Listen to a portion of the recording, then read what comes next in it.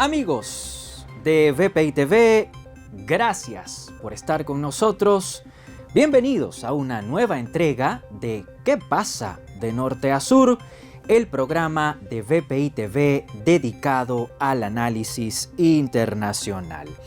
Como de costumbre, se encuentra con ustedes Alejandro Linares Mendoza, periodista y analista internacional.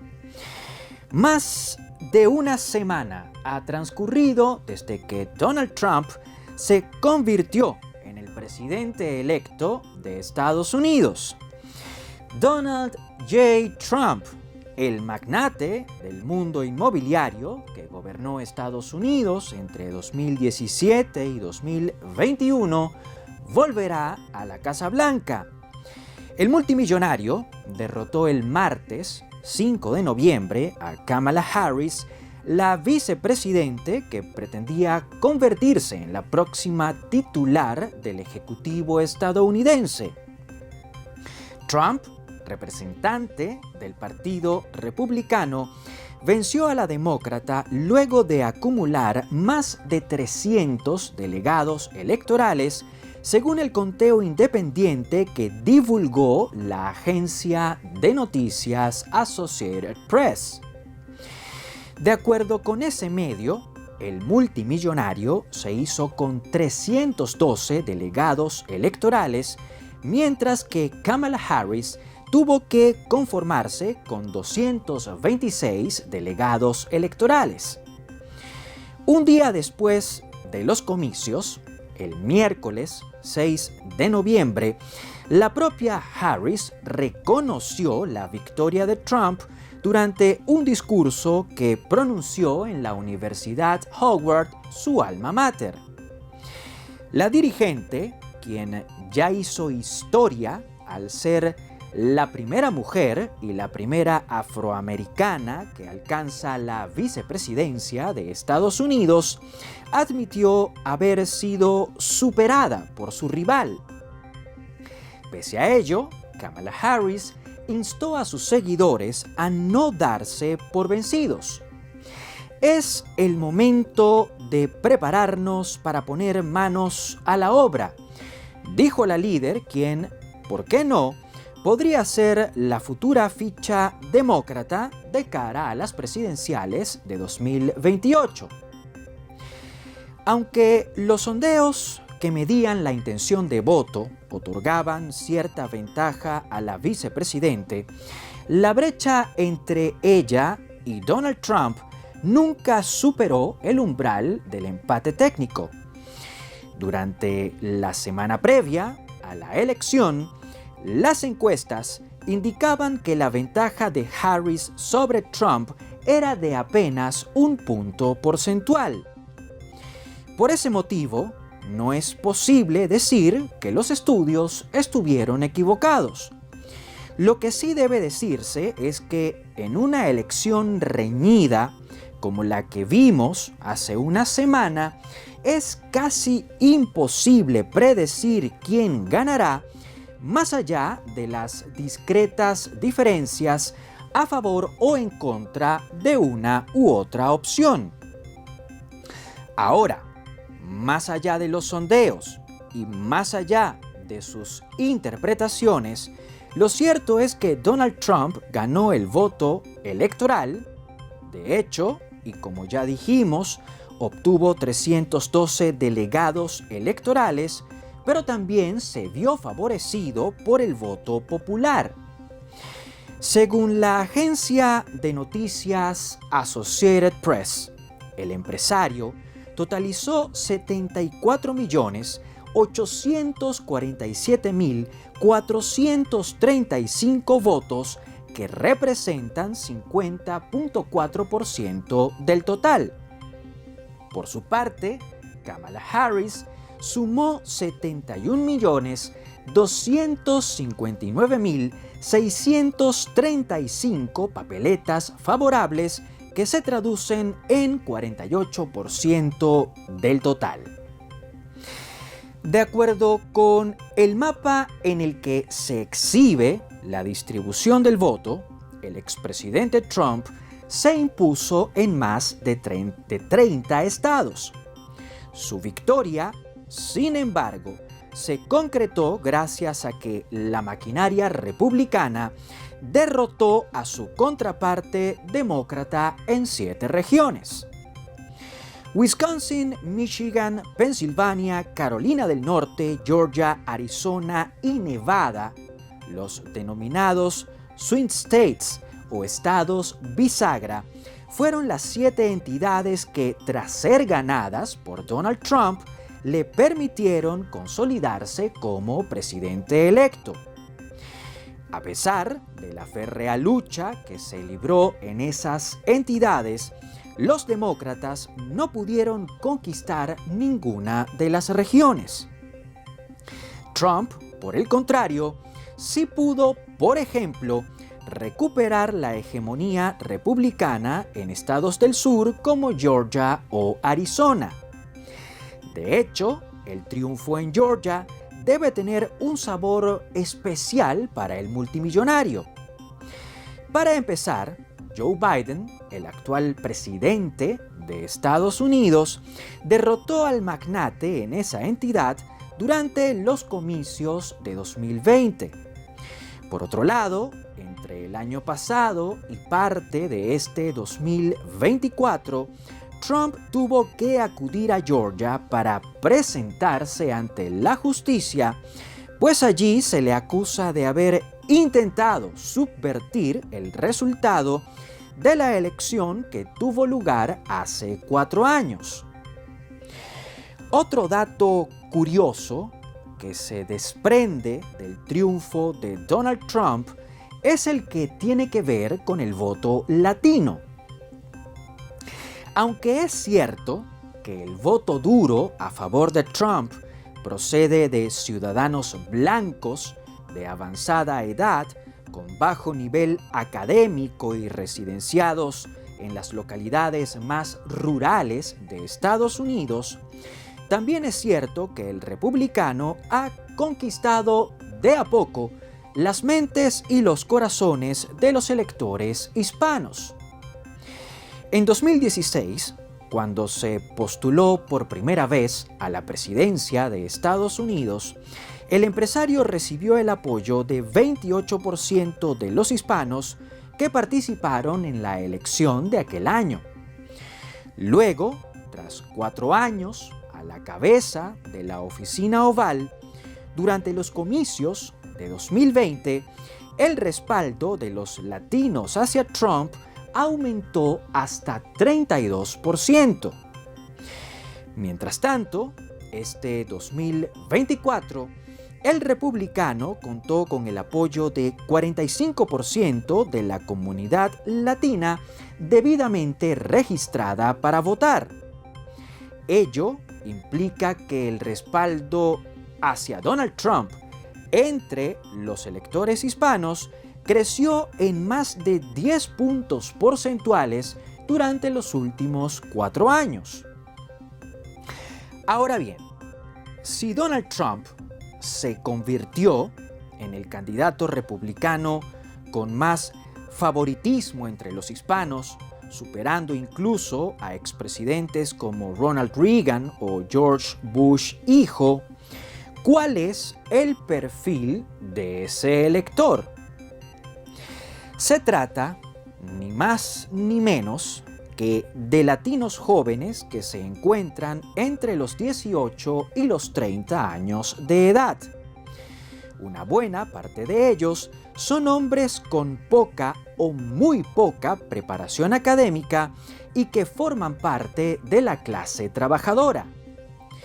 Por otra parte, los latinos que se inclinaron a favor de Donald Trump pertenecen a la segunda o tercera generación, lo cual quiere decir que son hijos o nietos de inmigrantes que nacieron en Estados Unidos y que por tanto califican como ciudadanos de ese país. Por esa razón, se les considera electores a los que poco o muy poco interesan los comentarios anti-inmigrantes de Trump o sus virtuales políticas migratorias. Ahora, el tema que sí despierta interés entre los votantes latinos pro-Trump es, sin duda, el de la economía. Aunque el pico inflacionario que experimentó Estados Unidos entre 2021 y 2022 fue causa directa de la pandemia por COVID-19 y no el resultado de una mala gestión por parte de la administración Biden, existe la creencia de que fue un mal desempeño del actual presidente el que generó el incremento sostenido en el precio de los bienes y servicios. En medio de ese clima de opinión, adverso para Biden y para su vicepresidente Kamala Harris, Donald Trump pudo venderse como el hombre que, por haber tenido éxito en los negocios y en el mundo empresarial, cuenta con las cualidades requeridas para superar el entuerto económico que ha elevado el coste de la vida en Estados Unidos. Amigos de VPI TV, estamos de vuelta. Gracias por continuar con nosotros. Nos mantendremos en Estados Unidos para seguir hablándoles sobre Donald Trump, el flamante presidente electo de ese país. A sus 78 años de edad, Donald Trump volverá a la Casa Blanca. Lo hará a partir del 20 de enero del año entrante, cuando se juramente para un segundo periodo presidencial no consecutivo. Luego de tomar posesión, Trump se convertirá en el segundo líder republicano que regresa al despacho oval después de una interrupción de 4 años. El último presidente en alcanzar ese hito fue Grover Cleveland a finales del siglo XIX.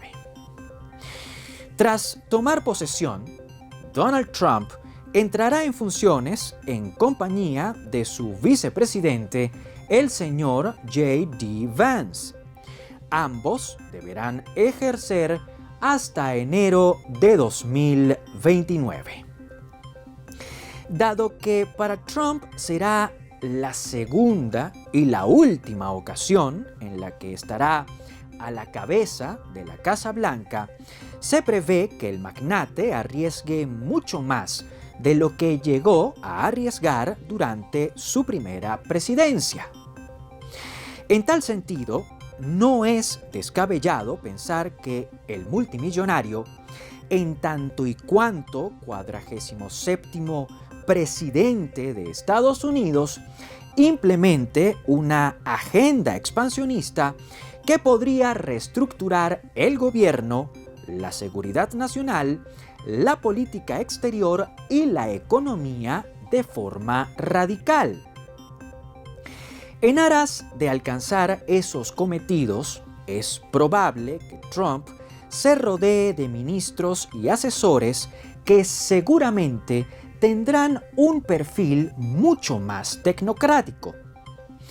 Desde esa perspectiva, la nueva Casa Blanca, la Casa Blanca de Trump, o en la que Trump habitará entre 2025 y 2029, estará llena de pocas figuras pertenecientes al establishment republicano y de muchos funcionarios que, por ser apartidistas, podrían llegar a ser más pragmáticos y más leales al ex jefe de Estado.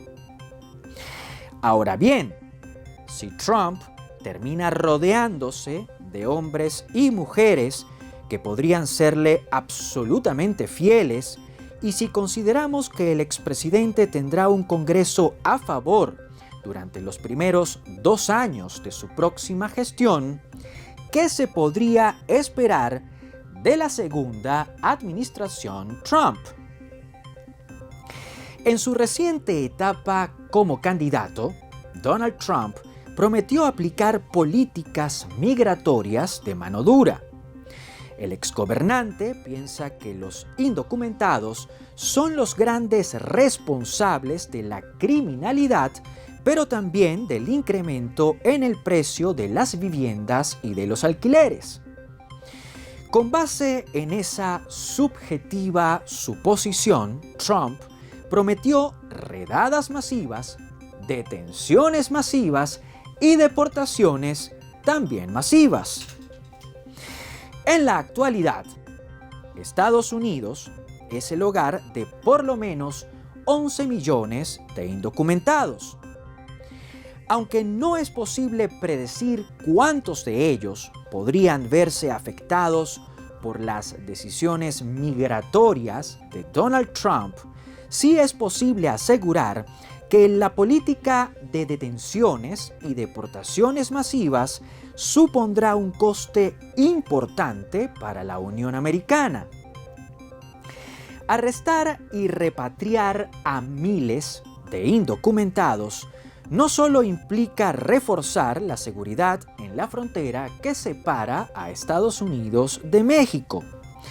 También implica emplear a miles de agentes de la patrulla fronteriza y del Servicio de Inmigración y Aduanas para que efectúen las capturas y detenciones.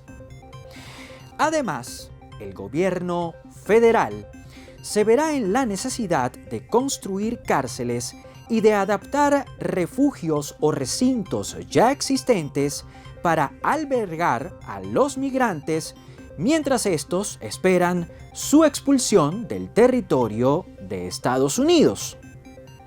Por otro lado, emprender una cacería contra los indocumentados también podría superpoblar las denominadas ciudades santuario. De igual modo, se podrían generar riñas legales entre los estados que guardan una línea pro-inmigrantes y el gobierno central. Atacar a la población migrante, sobre todo a la población que ha llegado a Estados Unidos y que permanece en ese país de forma ilegal, también podría tener consecuencias nocivas en la economía estadounidense. Se calcula que 17% de la mano de obra agrícola está cubierta por indocumentados. También se estima que 13% de la fuerza laboral en el sector de la construcción está copada por inmigrantes ilegales. Por ende, medidas de fuerza que perjudiquen a ese colectivo podrían devenir en una caída de la producción agrícola o incluso en una merma del número de nuevas viviendas construidas. En materia fiscal y comercial, Donald Trump buscará tomar decisiones que reduzcan la inflación, aumenten el poder adquisitivo y fomenten la producción de bienes dentro del territorio de Estados Unidos. Por ende, en su agenda de cara a su segunda administración, el multimillonario tiene presente la posibilidad de reducir los impuestos que deben ser pagados por las grandes corporaciones y al mismo tiempo eliminar los impuestos sobre las propinas y sobre los pagos que reciben los pensionados. De igual forma, es muy posible que se implementen aranceles sobre bienes extranjeros. Esta práctica, aunque fomentaría la manufactura de productos Made in USA, podría llevar a Estados Unidos a una guerra comercial, sobre todo a una guerra comercial de gran calado, como la que se registró con China en la primera gestión del propio Donald Trump. Por otra parte, dos productos estarán en el centro de la estrategia comercial de Trump. Esos productos son el petróleo y el gas. En tal sentido, el exgobernante volverá a abandonar el Tratado sobre Cambio Climático de París. A su vez, Donald Trump se deshará o se deshacerá de las regulaciones que limitan las emisiones de gases con efecto invernadero o que restringen las actividades industriales en zonas protegidas. La intención de tales acciones es la de incrementar sustancialmente las actividades extractivas, sobre todo de petróleo y de gas.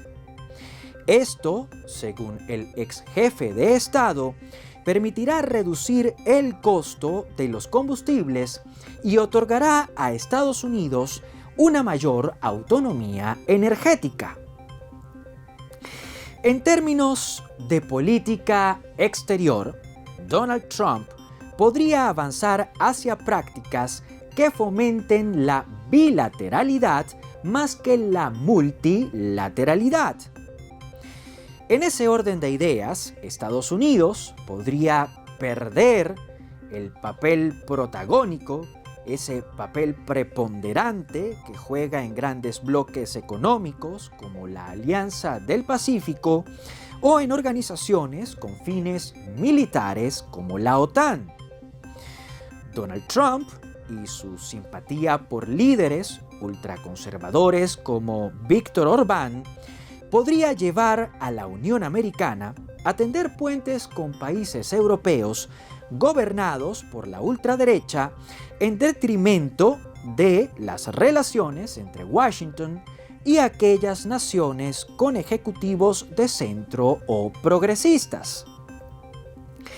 Una pregunta clave que se vincula con la política exterior de la futura administración Trump es ¿qué hará el magnate? ¿Qué hará Donald Trump para hacerle frente a la guerra de Rusia en Ucrania y para plantarle cara a los conflictos en Oriente Medio? Para el multimillonario, los socios europeos de Estados Unidos deberían pagarle a este último país por haber agotado sus reservas militares enviando armamento a Ucrania.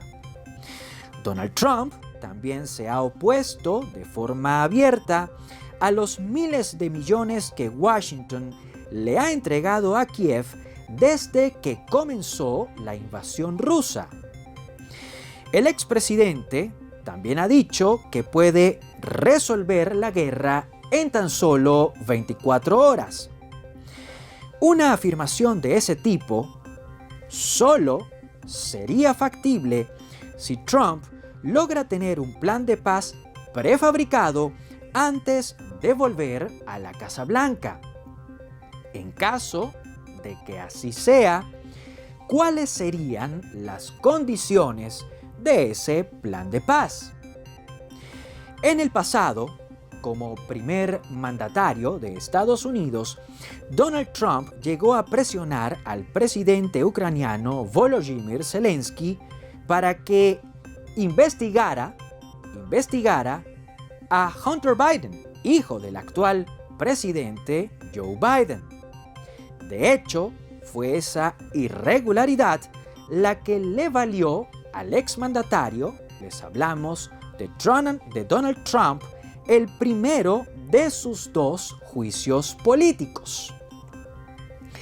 Con tal precedente como telón de fondo, existe la posibilidad de que Donald Trump condicione a Zelensky para que éste admita una negociación de paz que podría ponerle fin al conflicto ruso-ucraniano, pero que también podría desmembrar a Ucrania al dejar en las manos de Rusia los territorios que fueron ocupados por Moscú en 2014 y en 2022.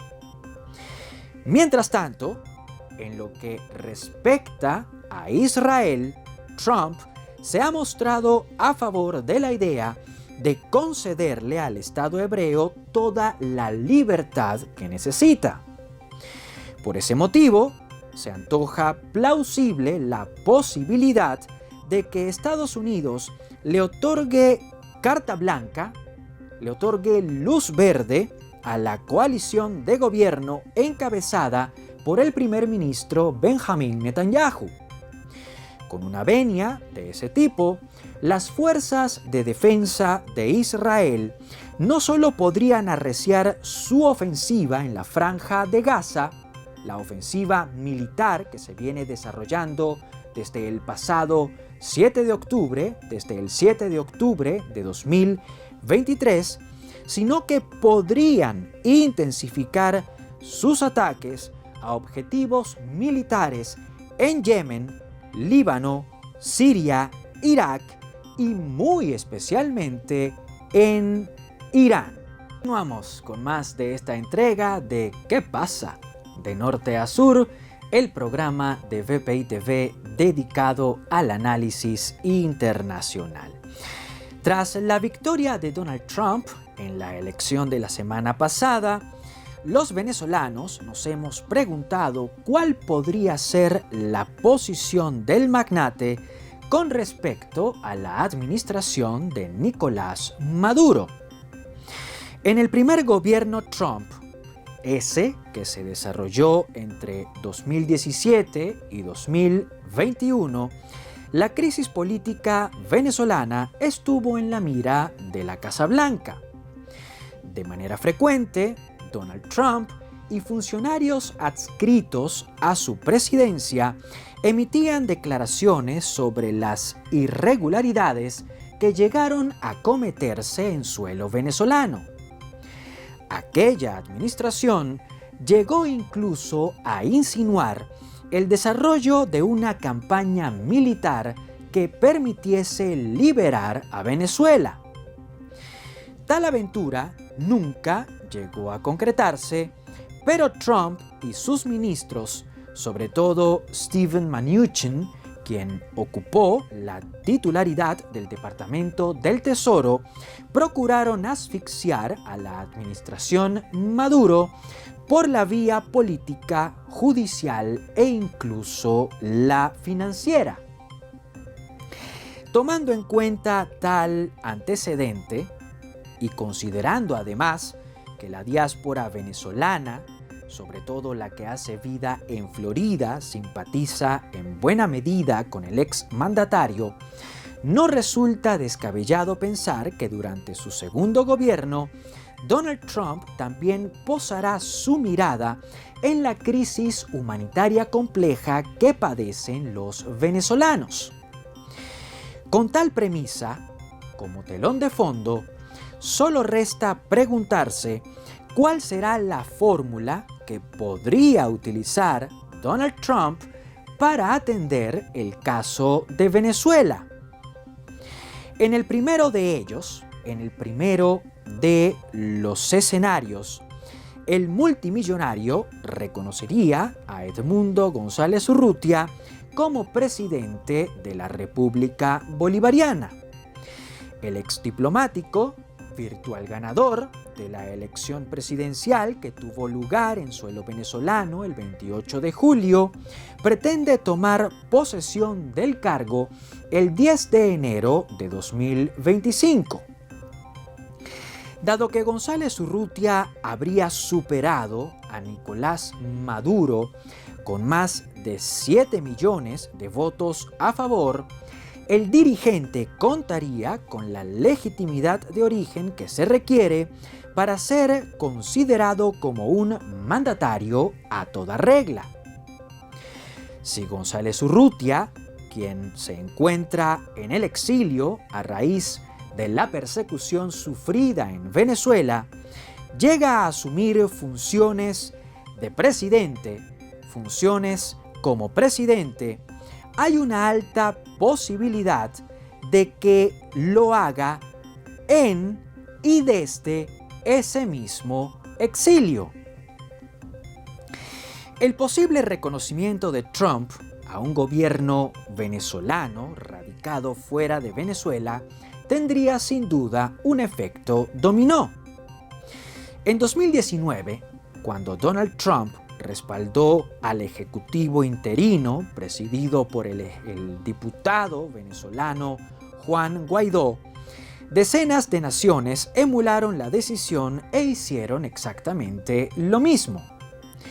Por ello, un espaldarazo de Trump a la presidencia de Edmundo González haría que otros ejecutivos del planeta replicaran el gesto.